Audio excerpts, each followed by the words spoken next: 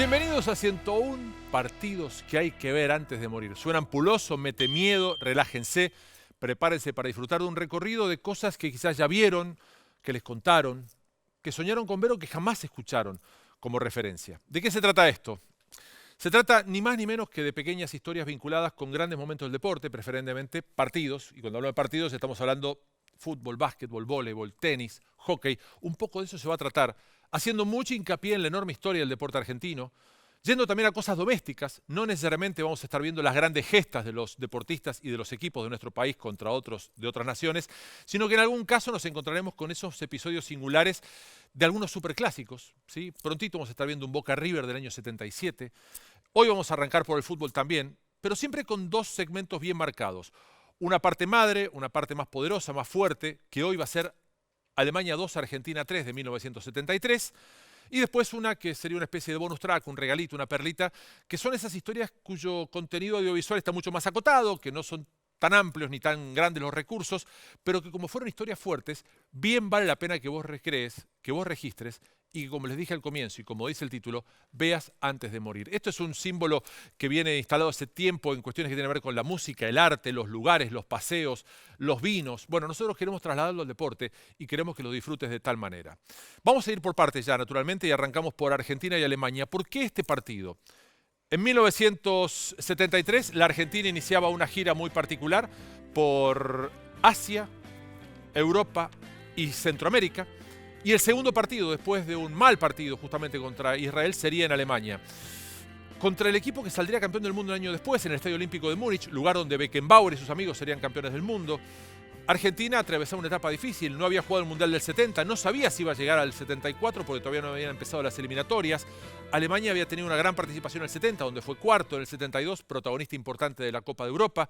El equipo nacional llegaba conducido por una leyenda que había jugado poco en el país, Enrique Omar Sívori. ¿Cómo formó ese día Argentina para empezar el recorrido?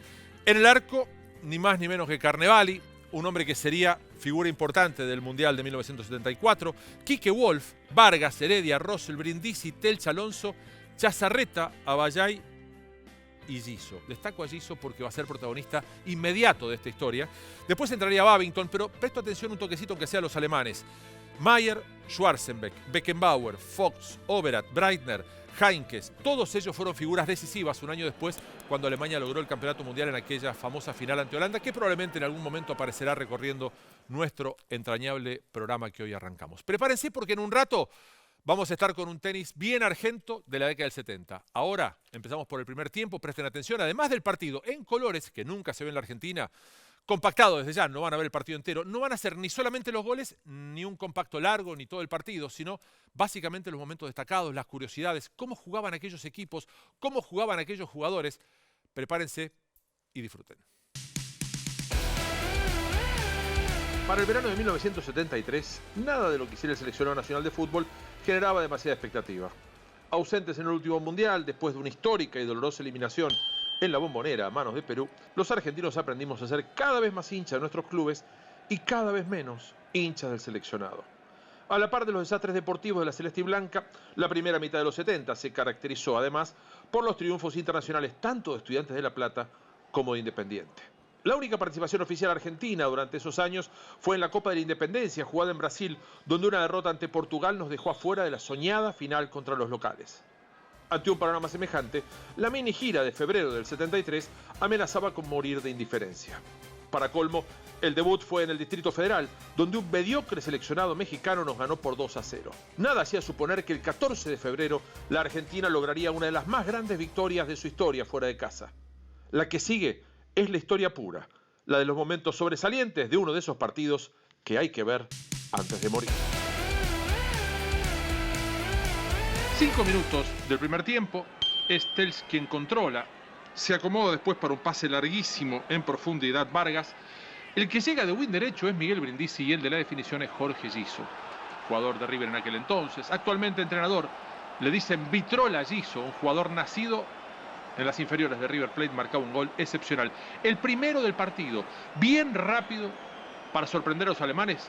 Berti Fox lo pierde, Mayer no responde, cachetea pero no alcanza a desviar del todo, Beckenbauer lo mira de espaldas y Jorge Giso provocaba el primer impacto poderoso en el Estadio Olímpico de Múnich. El centro de Brindisi una delicia y la definición de Giso de alta calidad. Respuesta de los alemanes. En profundidad se va Wimmer, viene el centro cruzado, una buena salida de Carnevali cuando trataba de definir Heynckes, bien por el arquero de Chacarita Juniors, el hombre que después brillara en el fútbol español. Problemas para el equipo alemán en la salida, la presión argentina es importante, hay una falta.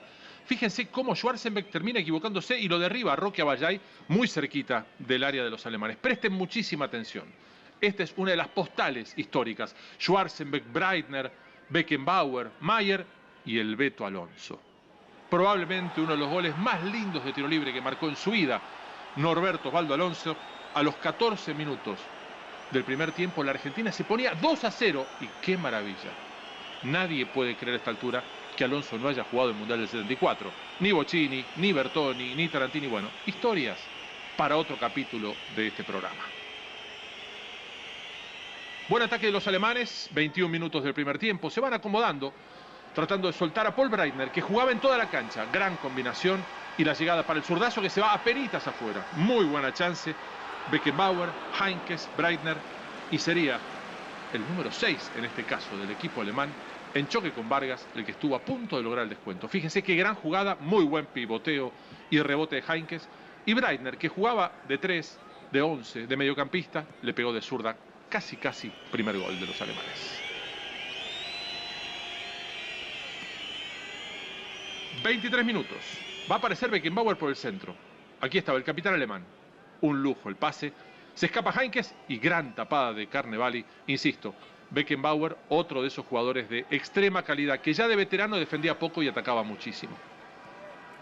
Promedia el sofocón alemán y se desprende el equipo argentino. Giso y el Beto Alonso. Alonso y Giso. Un dibujo excepcional de los argentinos. Gran jugada del equipo nacional. Otra vez con el Beto. Los dos hombres de River dibujando momentos maravillosos para el equipo nacional. Y casi Argentina encuentra el tercer gol. Una maravilla del ataque armado por apenas 2 jugadores del seleccionado nacional. Allí el Beto Alonso. Estamos ya en los 30 minutos.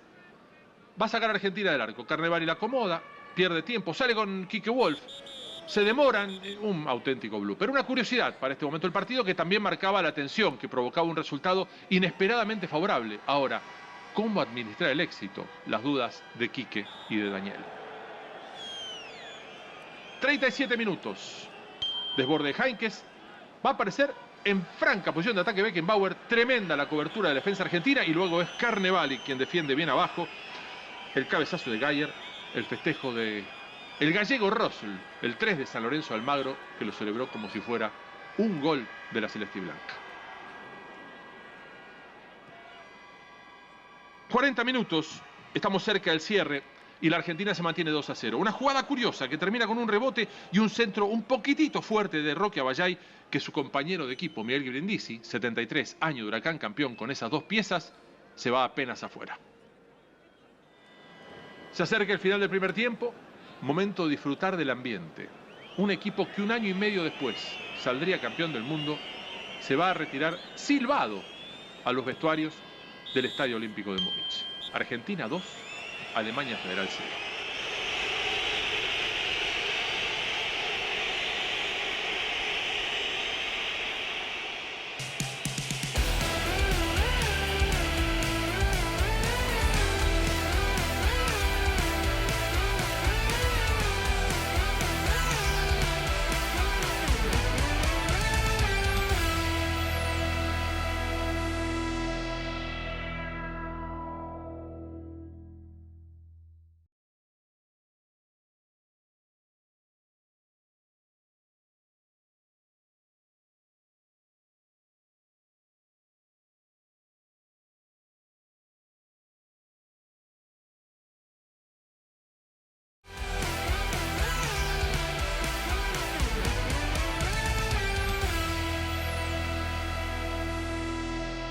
Segundo bloque de nuestros 101 partidos que hay que ver antes de morir. No se asusten, no van a ser 101 necesariamente, es un número al azar, ni pregunten porque hay muchas cosas arbitrarias en la tele que ni siquiera vale la pena que sean explicadas. Lo que sí les quiero decir que esto surge de manera espontánea con la producción.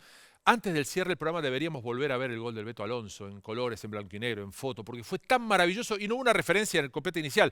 Error mío si los hay, porque eso fue magia pura del Beto Alonso, aparte del golazo que hizo Jorge Giso apenas comenzado el partido. El encuentro va a seguir con predominio argentino, ya jugando mucho más de contra, va a haber un gol de penal, un 3-0 que parecía increíble y después una recuperación alemana que no sería suficiente. Hecatombe en Alemania, el que luego sería campeón del mundo, perdía con un equipo que estaba lejos de ser de los más importantes del mundo. Y otra curiosidad, buena parte de los, entre comillas, héroes de Múnich no llegarían a estar un año después jugando el Mundial por Argentina.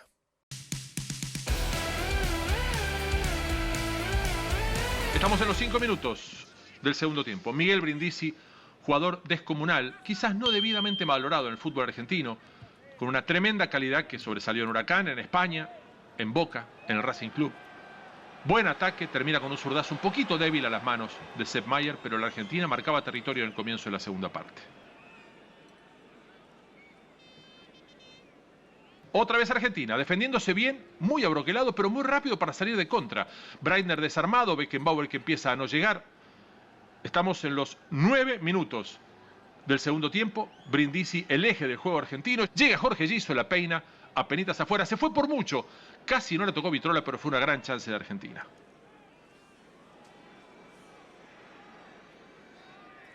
Estamos en el segundo tiempo. ¿Hay una falta? ¿Hay penal?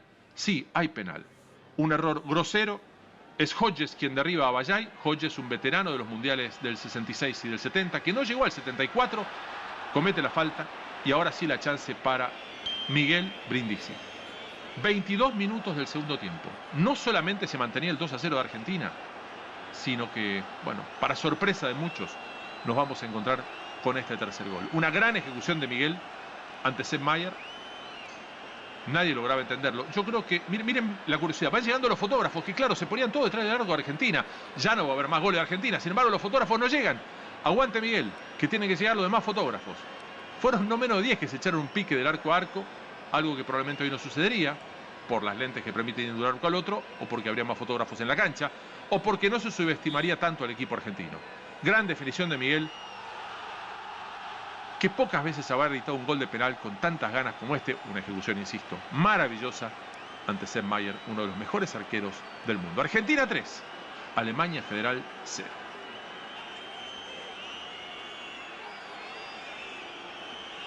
...25 ya del segundo tiempo, presión de los alemanes que se mantiene, un error en el rechazo de Argentina, y ahora sí Hodges va a compensar con un buen centro, rechazo corto de Telch y una gran chance que se va por arriba del travesaño. El remate final fue de Wolfgang Overath, un crack del equipo alemán que sería una pieza clave también en el Mundial 74.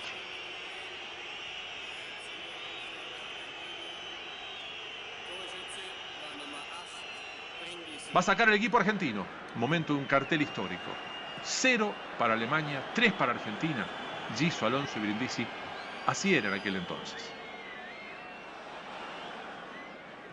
Otra vez Alemania en el ataque. Va a aparecer por la derecha, bien abierto Wimmer. Llega un poquito tarde Rosser al centro y fíjense Overath. Impresionante, parece gol. No, por muy poquito se salva el equipo argentino. Empezaba a caerse de maduro el primer gol de los alemanes, pero por suerte todavía no llegaba y ya estamos hablando de casi media hora del segundo tiempo. Justamente a los 30 del segundo tiempo, minuto 75, presten atención al Beto Alonso. Vamos a seguir la jugada de Argentina, que necesitaba un poquito de oxígeno, y qué mejor que tener al Beto para el oxígeno. Uno en el camino, lo va a cerrar el otro, amaga, sigue, remata y ataja a Sepp Maier.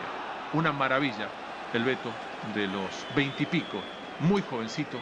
Todavía no era campeón con River, pero ya había sido en el 72 probablemente el mejor jugador del fútbol argentino. Otra vez la jugada, otra vez disfrutamos de esto. El primer enganche del Beto, quien pase largo es Beckenbauer, sí, Beckenbauer. Después lo va a cerrar Schwarzenberg. Se toma un tiempito más y el zurdazo le sale un poco mordido. Finalmente, Alemania pudo con Argentina y Alemania pudo con Carnevali, pero solo para descontar. Beckenbauer es quien toma la lanza, fiel a su costumbre, que marquen los otros. Es cierto que Beckenbauer tenía toda la calidad del mundo, fíjense la jugada que arma, es un golazo. francamente un golazo de los alemanes, que se ensucia un poquito, pero la jugada inicial hace absolutamente válido el concepto de golazo para esta definición de Heinkes. Había habido un desborde de Overath, primero llegada de Beckenbauer, tapada de Carnevali ante Kuhlmann y esto, Heinkes que lo empuja para el 1-3. ¿Tendría tiempo Alemania? Sí, para alguna cosa más tendría tiempo, pero también para alguna respuesta de Argentina y para alguna jugada curiosa, porque de Beckenbauer tenemos el registro de que era un crack. Un crack que también sabía golpear. El equipo nacional decide controlar un poquito el juego. Allí aparece el inglés Babington, que ya estaba dentro de la cancha desde hace un rato. Y miren el patadón que le pega a Beckenbauer. Tremenda patada. Miguel Brindisi, que lo va a asistir. Rosell, con toda razón, le reprocha al capitán alemán. Vitrol allí solo saca a Antonio. El árbitro va a sancionar al jugador alemán, pero solamente con una advertencia. Concetto Lovelo, uno de los míticos árbitros italianos, el que dirigió este partido en uno de los últimos partidos de su carrera, larguísima carrera como árbitro internacional la del italiano, francamente quedaba en claro que la impotencia afectaba a todos. Allí está Brindisi tratando de explicarle a Lovelo lo duro que le pegó a Babington. El inglés seguiría jugando, había sido el único cambio, fue el único cambio en definitiva del equipo argentino. Ingresó por el Beto Alonso promediando el segundo tiempo y se llevó una murra tremenda. Insisto, parece mentira, este jugador se caracterizaba por cosas mucho más atractivas que pegar esta patada. Primer plano de Lovelo, parece claramente un actor de películas italianas. Telch, Miguel Brindisi,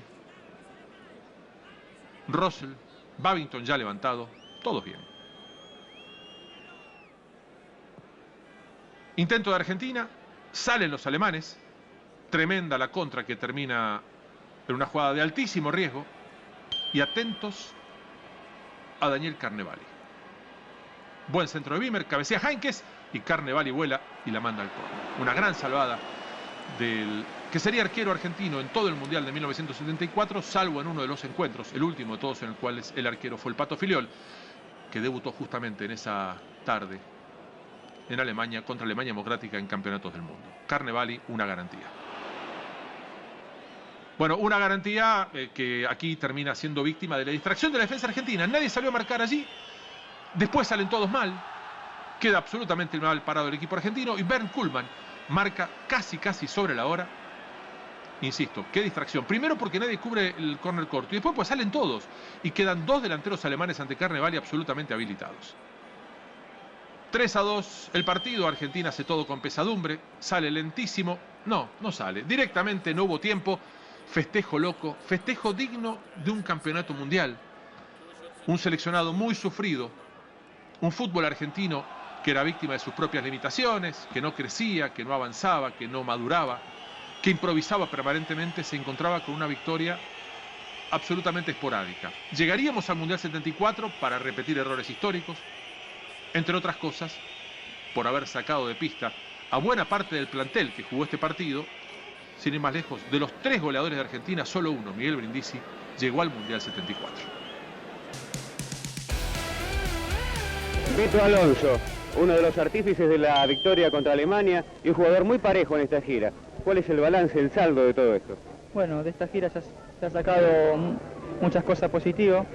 Jugar contra los europeos no es nada fácil. La verdad que no ha salido las cosas muy bien y esperamos volver a repetir partidos así, cosa de no estar estancada la selección. Yo te voy a hacer una pregunta que se hacen los hinchas de River y los que siguen a la selección. ¿Te irías a jugar al exterior ahora? Bueno, la verdad que estoy muy cómodo acá en mi país. Pienso que una vez que no sirva más, que la Argentina piense que yo no sirva más, no hay ningún problema. Aunque algún club francés ofrezca $200.000 ahora en 1973. Bueno, eso no, ya no viene a ser parte mía, sino de los directivos de River Plate. Vos sos hincha de River, aparte de jugador. Sí. ¿Te querés quedar acá? Sí, claro, siempre y cuando haya buena moneda aquí. Gracias. Chao, hasta luego. Las imágenes son de Puerta de Hierro, hablamos del 13 de octubre de 1972, pocos días antes del día de la lealtad peronista. Allí está Tinolita, la caniche del general, y Sívori, en un día de lluvia, cubierto por un paraguas, llegaba al lugar de la residencia de Perón en Madrid para tener una charla muy particular ante los medios argentinos. Sívori ya era técnico del seleccionado, Argentina todavía no había jugado contra Alemania, se preparaba para esa instancia y por favor presten muchísima atención al testimonio y sobre todo a los conceptos futboleros del general.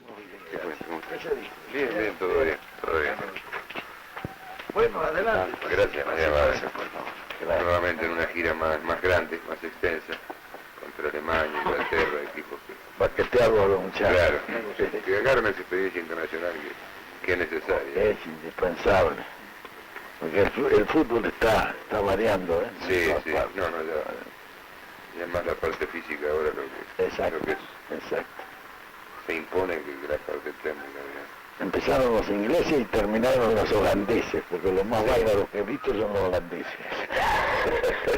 Hacen un fútbol un poco primitivo, pero efectivo, Sí. porque son tipos grandotes todos, si le juegan por alto no agarran Y una se han pelota. preparado para eso. Sí, Hace claro. 4 o 5 años atrás los holandeses eran Nada, mal en nada, Europa nada. futbolísticamente. Debut argentino y debut boliviano. Fue el 9 de septiembre de 1973 en La Bombonera. Argentina dominó plenamente el partido, se encontró con algunas ventajas importantes. Miren dónde cabecea Brindisi a los 30 minutos para lograr el 1-0. Carnevali y Wolf, capitán. Sá, Vargas y Correa paraguayo naturalizado. Brindisi, Telchi, Babington, Balbuena, Ayala y Guerini, el equipo de Enrique Omar Sívori. Bastante público en la platea. Ayala que engancha, se embarulla. Sin embargo, los bolivianos no sacan nada. Babington juega con su compadre y gran volea de Miguel de zurda para poner el 2-0. La Argentina va a lograr un triunfo contundente, muy importante. Ya Paraguay le había ganado 2-1 a Bolivia en La Paz, lo que significaba un compromiso extra para el equipo de Sívori. Ayala consigue el 3-0. No va a ser un tema menor golear, porque Paraguay también le va a ganar 4-0 a Bolivia en la penúltima fecha de la clasificación. Por eso, faltando 17 minutos, fue muy importante el cuarto gol marcado también por Rubén Ayala, que fue el goleador argentino en la eliminatoria. 2 cabezazos en el área, gol, y el segundo fue de Ayala para el 4-0 definitivo. La Argentina va a continuar su recorrido jugando en Paraguay, logró un 1-1 muy importante, y después estaría la historia de la selección fantasma. Una imagen bastante peculiar, porque cualquiera diría que es del Ku Klux Klan. Sin embargo, era el símbolo del seleccionado fantasma, donde estaba Troviani, Glaría, Poi, Fornari, autor del único gol en el triunfo en La Paz, Rocha, Mario Kempes, el Pato Filiol, un equipo increíble que se armó para jugar especialmente en La Paz, que se preparó varias semanas antes, que tuvo muy pocos jugadores que llegarían después al Mundial, pero que logró un empate fundamental. A propósito de cosas fundamentales, nos vamos al último encuentro. Fue directamente en La Bombonera el 7 de octubre de 1973. El primer gol para los paraguayos. Se terminaba todo con el gol de Escobar, porque a los 23 minutos el triunfo paraguayo liquidaba las ilusiones argentinas. Habían llegado a esta instancia con la misma cantidad de puntos. De golpe, penal. Inventado por Quique Wolf. Bueno, puede ser. Sancionado por el árbitro chileno Ormazábal y el ratón Ayala, que conseguía el empate 1-1 promediando el primer tiempo. Va a ser el segundo en el que Argentina va a encontrar la diferencia. Recordamos, Carnevali, Wolf, Sá, Vargas, Heriberto Correa, paraguayo. Brindisi, Telchi, Babington, Ponce, el hombre de Boca Juniors, Ayala y Chazarreta. Después entrarían Balbuena y Guerini. Guerini, un jugador fundamental en esta historia. El 2-1 fue el de Ratón Ayala. Aquí vemos matizadas imágenes en color y en blanco y negro de época. Este es el gol de Ayala desde otro ángulo, en blanco y negro, un golazo. Y este es el gran gol de la historia, ¿no? El 3-1. Volea de Chupete Guerini, el cordobés que jugaba para Boca, ponía las cosas 3-1. Definitivo, decisivo, y Argentina volvía a los mundiales. Los jugadores argentinos están cumpliendo con el requisito de la aduana y nosotros nos encontramos con el hombre de mejor desempeño en el partido de ayer, Daniel Carnevali. Bueno, te lo tengo buenos días. ¿La viste difícil, especialmente en el segundo tiempo? Bueno, sí, en el segundo tiempo se complicaron un poquito más las cosas. Pienso que los paraguayos se decidieron un poquito más al ataque y se nos complicó un poquito, pero de ninguna manera pienso que peligramos el resultado. Así lo veía yo, que estábamos bastante tranquilos dentro de la cancha.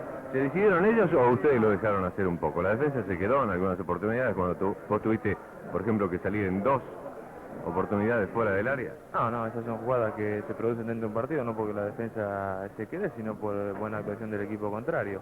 Yo pienso que en ningún momento el equipo argentino se quedó, al contrario, pienso que luchamos en todo momento, pusimos todo lo que tenemos dentro de sí, y si en algún momento bajó el ritmo del partido, tanto lo hicimos nosotros como ellos, porque el clima estaba muy pesado, o sea, era una sofocación terrible dentro de la cancha de juego. Nunca transpiré tanto como ese partido. Volvió a los mundiales para debutar con una derrota ante Polonia, victoria ante Haití, en el medio un empate contra los italianos, y Argentina se mete en los cuartos de final. Eran 2 zonas de 4 equipos, ¿para qué? Nos agarró Holanda y nos caminó por arriba. No eran esos jugadores rústicos de los cuales hablaba el general, más bien se trataba de un equipo maravilloso, pero nadie le iba a discutir al general absolutamente nada. El 2-0, marcado por Kroll, el primero había sido de Cruyff. Estos ya eran 25 minutos en Gelsenkirchen, un día de mucha lluvia. La lluvia fue solo para Argentina, porque los holandeses jugaron fenómeno. Centro de Cruyff y una palomita con toda una defensa dormida para que Rep anotara el 3-0. Sobre la hora, otra vez Cruyff va a lograr la goleada para este equipo absolutamente maravilloso. Probablemente con Hungría el 54, el mejor equipo de todos los tiempos que no logró ser campeón del mundo. Otro gol excepcional, pese al rebote. Y miren, Cruyff, insisto, pese al agua, pese a las complicaciones, cómo define de primera para liquidar el asunto con un 4-0 lapidario. A la Argentina le quedó una chance, que era contra Brasil. El partido se jugó el 30 de junio, es decir, 8 días después que este. Sin embargo, no hubo chances. Fue en Hannover. Ese día Argentina formó con Carnevali, Glaría, Heredia, Sá, después Carrascosa, Vargas, Esqueo, Babington, Brindisi, Ayala, Balbuena, Kempes. Después Houseman. No había entrado en el plantel siquiera ni el Beto Alonso, ni Bertoni, ni Troviani, ni Bocini, que ya era campeón del mundo junto con Bertoni, ni el Conejo Tarantini, tipos que ya brillaban en aquel entonces. Bueno, Rivellino marcó el 1-0 a los 32. Va a llegar una obra maestra después de esta gran jugada, una gran jugada de Semaría. Muy bueno el movimiento de Valdomiro haciendo de pivot y el zurdazo de Rivellino. Va a llegar una obra maestra, decía de Brindisi. Miren este gol. Un gran tiro libre Miguel, travesaño y adentro Leao no pudo hacer nada. El partido quedaba 1-1.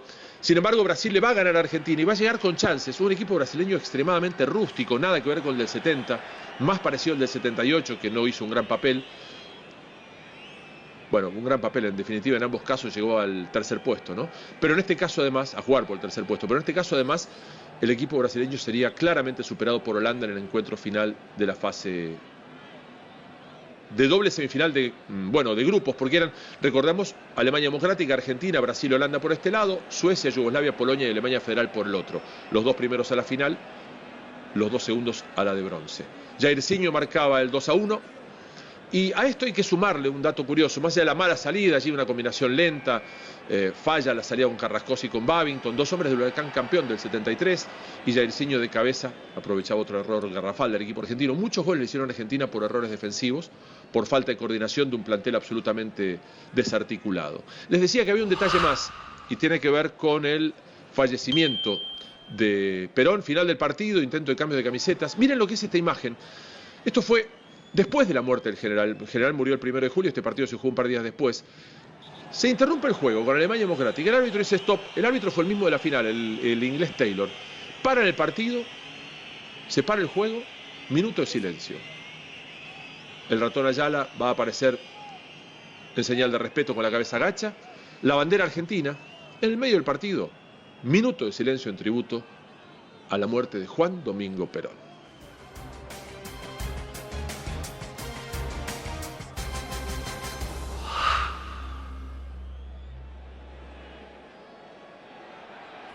Tiempo de la final, allí aparece el árbitro Taylor, que les decíamos recién. Está el uruguayo Barreto, que es el de la izquierda de los dos jueces de línea. La formación de Holanda, la formación de Alemania. Y bueno, una postal de una final histórica. Cuando recién les decía que Holanda probablemente haya sido el equipo más importante junto con Hungría de Puskás del 54 en no haber salido campeón del mundo, bueno, quería destacar este tema, ¿no? Este tema maravilloso. Comienza el partido y empiezan a tocar la pelota los holandeses. Es una jugada que por ahí alguno de ustedes vio. Si no la viste, disfrutala y entendé lo que es empezar un mundial de esta manera. Después, bueno, una final de un mundial, digo. Después Holanda va a perder el partido. Pero miren a Cruyff. Cruyff aparece acá. Risbergen es el que tiene la pelota. Cruyff es el que viene trotando, que va a sacarle la pelota a los pies a Kroll. Queda como último hombre Cruyff. Lo está marcando Fox, que le hizo hombre a hombre todo el partido. Y Cruyff queda más como último hombre, haciendo un trabajo de distracción. Miren dónde está Cruyff ahora. Es el último jugador de Holanda. Kroll por el sector izquierdo, aparece Rensenbrink, Johnny Rep y Neyskens combinando.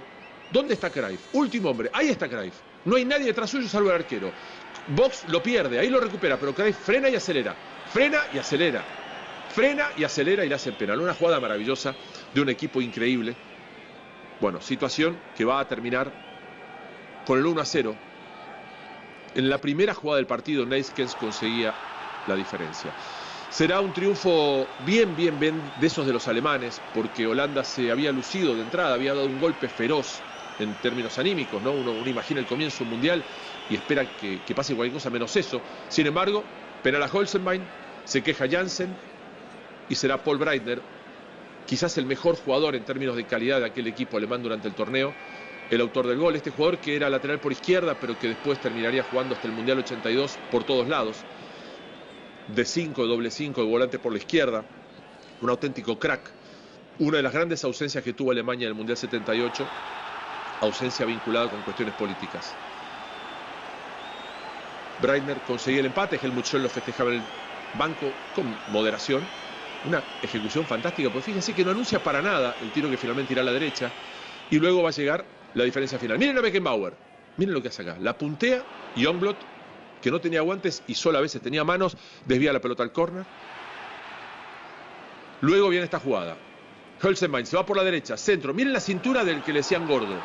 ¿Puede alguien girar de esa manera y lograr el gol? Sí, Gerd Müller, un hombre de un gran talento, un hombre de una vida muy difícil después, víctima del alcohol, de estas cosas que suelen pasar con las grandes glorias del deporte que no tienen una gran protección posterior.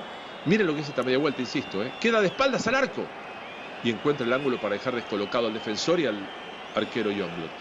2-1, final de historia entonces. Va a haber alguna chance más. Maier fue figura en el cierre. Miren la pelota que saca pegadita al poste izquierdo. Maier quedó consagrado por esta final especialmente como uno de los grandes arqueros de todos los tiempos, pese a no haberlo sido del todo. Alemania festeja el título. Alemania campeona del mundo. Holanda con toda la tristeza, perdiendo la primera de sus 2 finales en Copas del Mundo.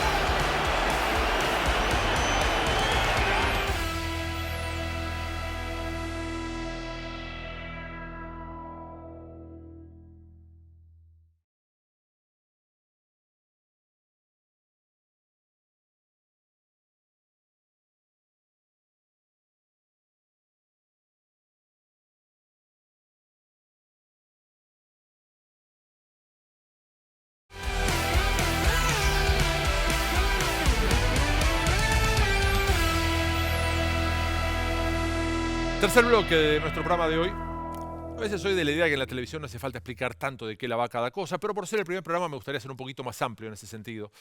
La lógica de los contenidos no tiene que ver solamente con el gran momento, con el gran acontecimiento, ni tampoco con lo inédito. Probablemente podamos desmenuzar. Es más, los desafíos. Ustedes dirán, Mundial 78, yo ya lo vi el Mundial 78. Mirá, si vos sos joven, te aseguro que quizás hay cosas que no has visto, detalles que no viste, ni que hablar de los testimonios de época, de las notas, de cómo vivíamos los argentinos en aquel entonces, que van a aparecer en distintos capítulos según el material que haya disponible en los archivos.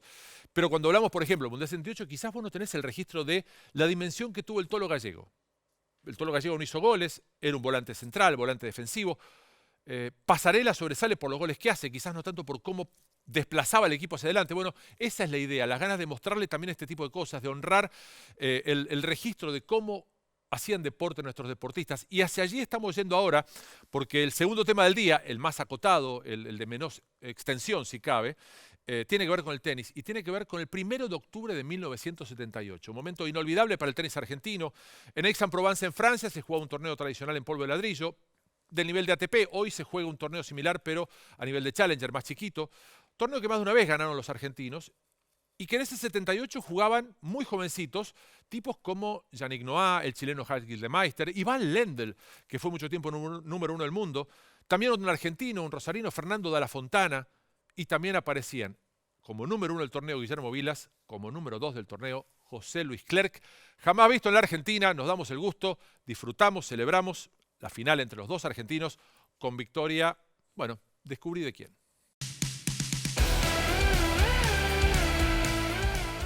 Saca Clerc, esto es 4-2 Vilas, están 0-30. Primer set. Así jugaba Vilas. Define con el smash, ¿no? Después de dejar picar la pelota con garantía. No era un gran voleador, pero fíjense como ya en el 78, plantado con mejor drive que revés, atacaba y definía. 0-40 es el saque de batata, es el séptimo game. 4-2 abajo. Game para Vilas, 5-2. y a sacar para el set.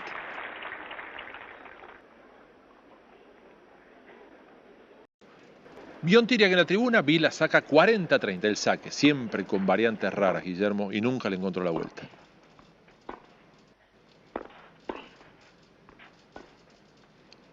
Un puntazo de Clerc lo movió primero con el slide, después lo trajo con el drop y después un globo maravilloso. De inmediato, ahora Vilas saca breakpoint en contra, ventaja Clerc.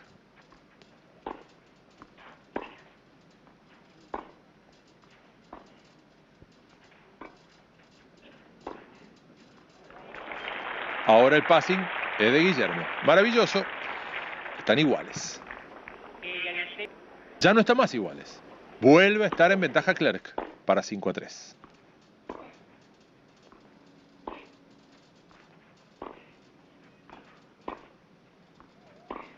Clerc, un hombre con una derecha y un revés tan poderoso uno como el otro, todavía muy jovencito, recién había debutado en la Davis.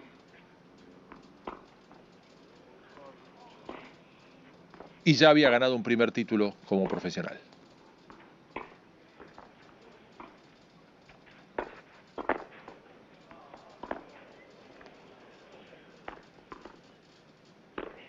Bueno, se va el smash afuera, Clerc se queja, pero gana el saque y esto es 5-3 para Vilas.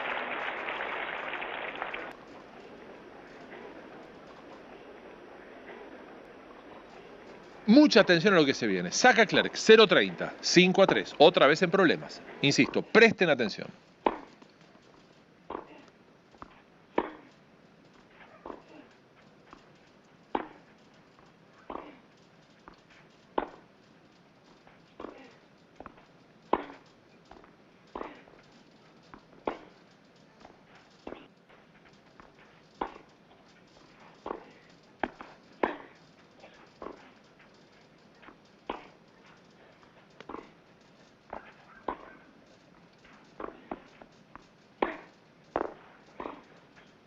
¿Ustedes vieron lo que fue este punto? Es cierto que terminó con un error no forzado de Batata. Perdón, forzado de Batata. Pero qué puntazo para que, bueno, una vez más, Guillermo tenga set point a favor. Y ahí estamos. 15-40 saca Clerc.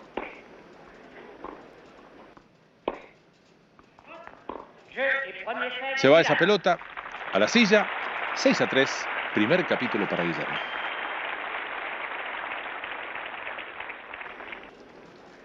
Se viene un sobrevuelo sobre el segundo set. Es como si el nudo que tuvimos en ese 5-2, 5-3, 6-3 del primer parcial, a Clerc se le hubiera roto algo en cuanto a la paciencia, a la energía.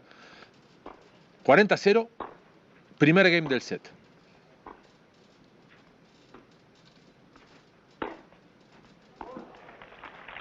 Vilas. 1-0 Vilas.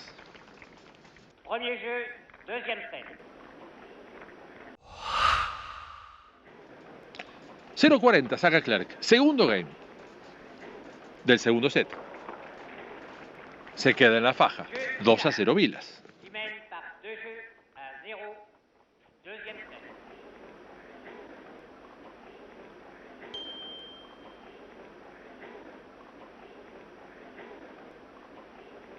Otra vez Vilas en ventaja. Tercer game.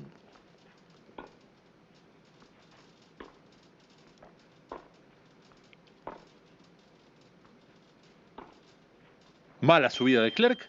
3-0 Vilas.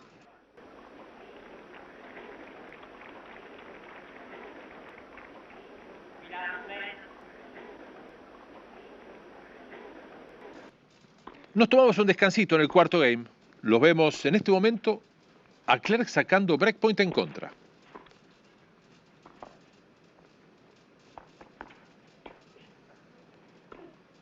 Tremendo punto. Primero Taco Vilas, después Batata. Quedan iguales. Tremendo saque. Pero fue buena la devolución.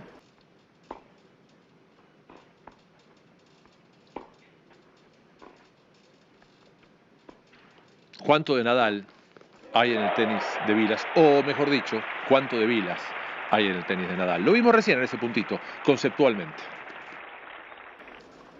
Esto es breakpoint. Otra vez, para 4-0.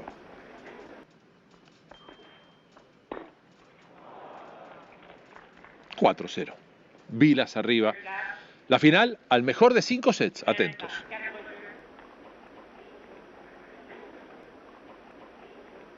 Saca Vilas. 40-0.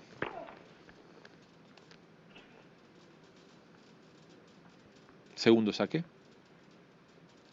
Todavía tiempos de raqueta de madera, con algún compuesto. En el caso de Batata, ni siquiera, ningún compuesto. Y corazón cerrado además en la raqueta.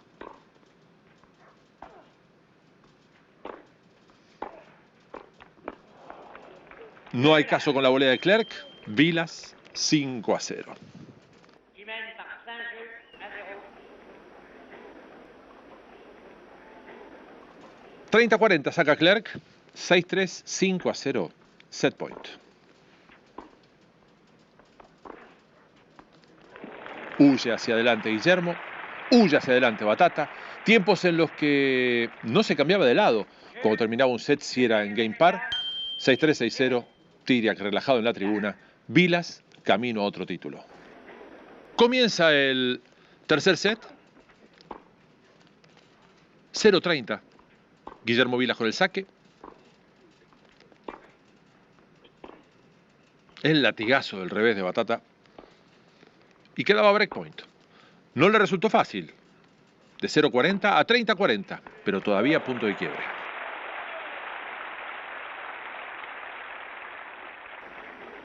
Y esta vez sí, el punto de quiebre fue decisivo.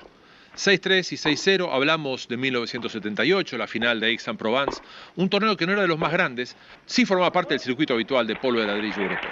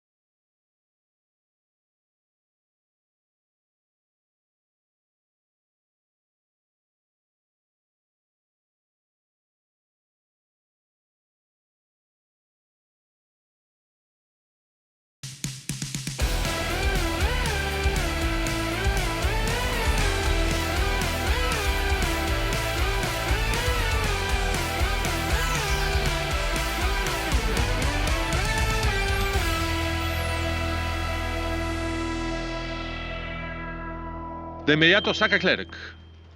15-30. Presten atención. Gran punto. Por el ataque de Clerc, por la respuesta de Vilas, Clerc se la bancó, pero finalmente no pudo.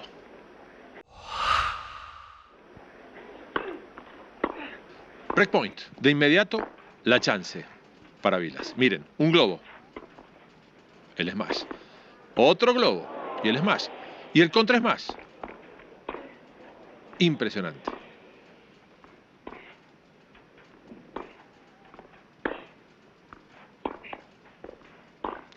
Decimos 6-3, 6-0 y tercer set. Qué gran partido. Una vez más, punto de quiebre.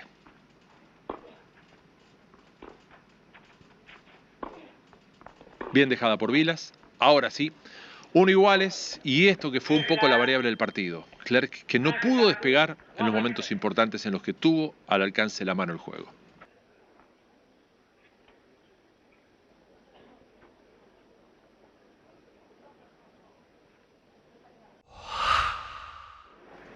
No deben extrañar las tribunas repletas que veíamos y que veremos. Vilas era una figura enorme en Francia en aquel entonces, y ya empezaba a hacerlo también José Luis. 1 iguales, 30-0.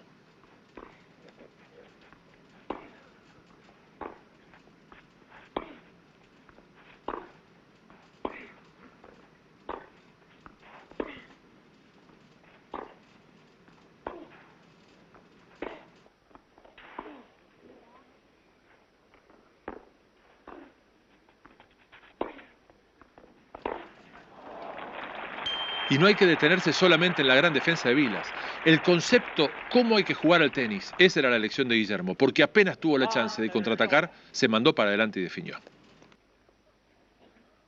Atentos, 40-0. ace de Vilas. Una rara avis. 2-1 arriba Guillermo en el tercer set y 2-0 arriba en la final en Francia. qui mène par 2 jeux à 1, troisième set. Curiosidades de época. Podíamos ver recién a Guillermo secando el grip de la raqueta desesperadamente, mayormente un grip de cuero. Todavía no habían pasado por esa transición rara de usar toalla, ni mucho menos por los protectores actuales que son de otra tecnología. Aplaude Clerc, gran respuesta de Vilas. 3-1, quiebre. De pronto todo se acelera. 40-0 saca Vilas. Hay dudas. Jeu Vilas, Clerc no tiene ninguna duda. 4-1 Vilas. balle neutre. Vilas mène par 4 jeux à 1, troisième set.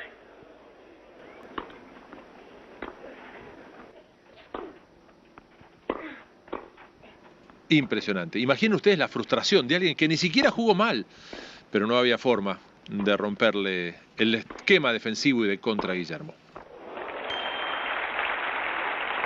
40-15 saca Clerc. 4-1 Vilas. 4-2 Vilas. Jeu clair.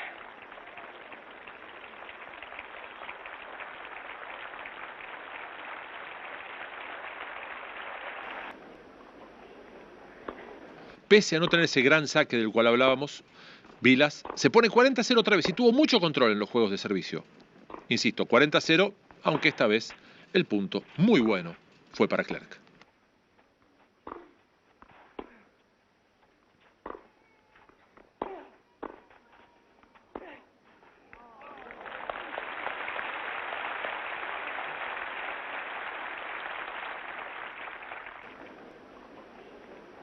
...40-15 decíamos...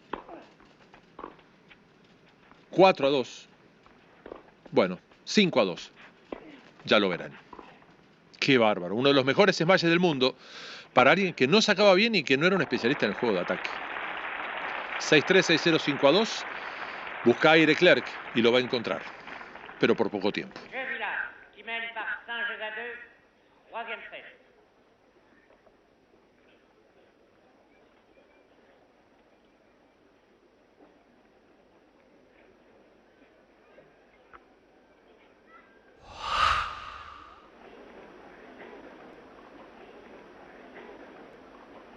Hermosa repetición.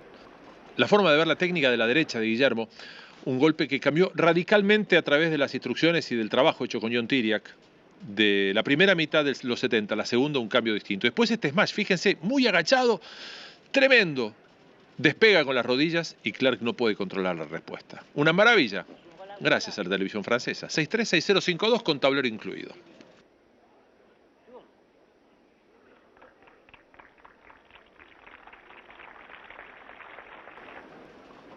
De inmediato, 40-15, con el saque de Clerc.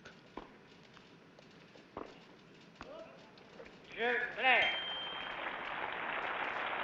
5-3, Vilas arriba. El desafío de Clerc entonces no era menor, estaba 2-0 abajo, su rival sacaba para partido, sacaba para título. Un rival que además tuvo un control enorme en este set a partir del comienzo de sus juegos de saque.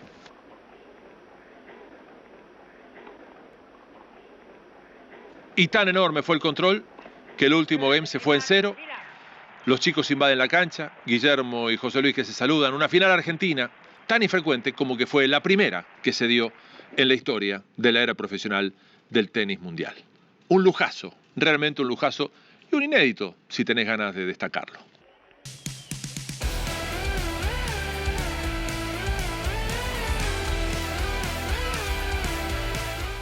Con mucha pena les digo que ya no tenemos tiempo para más. Con una gran alegría les digo que esto es solo el comienzo.